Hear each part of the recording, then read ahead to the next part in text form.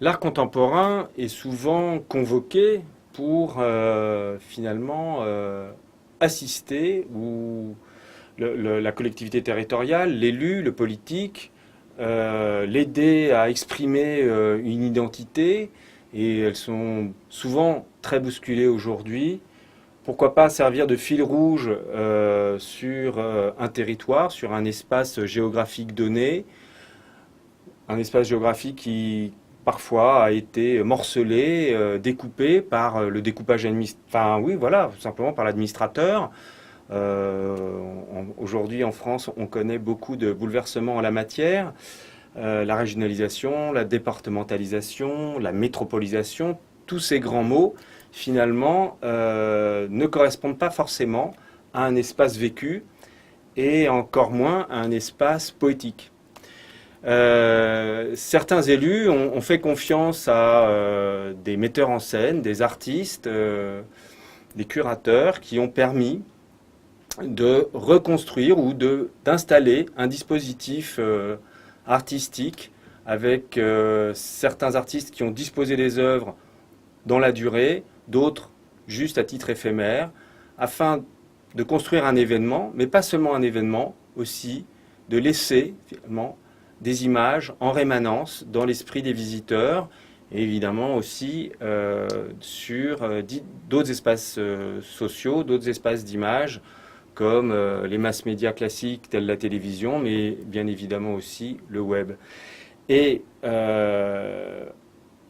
il se passe peut-être sur vos quartiers, sur lesquels vous allez travailler, il y a peut-être déjà eu des initiatives de ce type, mais il se trouve qu'en France, une des municipalités pionnières en la matière, c'est tout simplement Nantes, avec Saint-Nazaire. Et évidemment, vous imaginez bien que là, on parle d'estuaire et de l'estuaire physique, hein, de l'estuaire géographique, du fleuve qui rencontre la mer, donc qui est soumis également à l'influence des marées, qui s'élargit, et s'élargissant peut-être aussi dilue les identités locales, les identités individuelles, collectives, personnelles, à partir de deux pôles qui ont des histoires très différentes, Nantes et Saint-Nazaire. Je ne vais pas vous refaire l'historique des deux villes, mais c'est vrai que Nantes, plus bourgeoise, entre guillemets, plus aristocratique également, plus administrative, et puis Saint-Nazaire, plus ouvrière, plus aussi tournée vers la mer, vers les Amériques, avec ces grands quais d'embarquement, la construction des paquebots, bref, des imaginaires et des espaces qui se correspondent et en même temps qui pourraient être potentiellement en conflit. Euh, je vous donne à ce moment-là, je vous donne un exemple de ce qui a pu se faire. Il y en a toutes sortes, vous irez voir sur le site d'Estuaire qui est très bien fait. C'est d'ailleurs une très belle balade dans ce qui se fait aujourd'hui en matière d'art contemporain. Mais j'ai choisi de vous présenter quelqu'un qui a joué avec l'espace, qui a joué avec humour, et c'est une installation d'ailleurs durable, l'installation d'Erwin Wurm, Misconceivable. Donc c'est un Autrichien qui joue beaucoup avec les objets du quotidien, qu'il altère, qu'il transforme, qu'il magnifie, et qu'il dispose comme ça dans un espace donné. Ça peut être la façade d'un immeuble.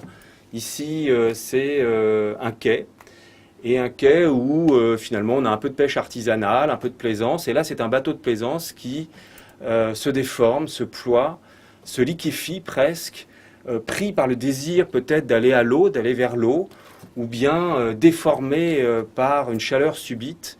Mais en tout cas qui interagit avec l'espace, avec ce qui l'entoure, avec les objets qui débanalisent finalement l'espace banal et qui nous rappelle que finalement un espace ou bien un objet n'a rien de définitif.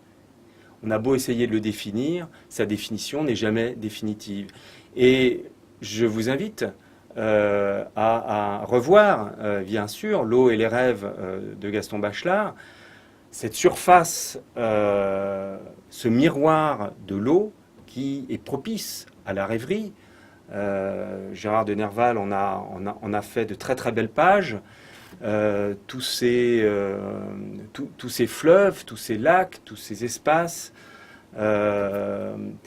nous appellent finalement à la rêverie. Peut-être que d'ailleurs on peut s'y noyer, tel Narcisse, absorbé par son image. En tout cas, ces espaces aquatiques, ces espaces fluviaux, ces estuaires sont autant d'appels au rêve, sont autant de miroirs de notre imaginaire.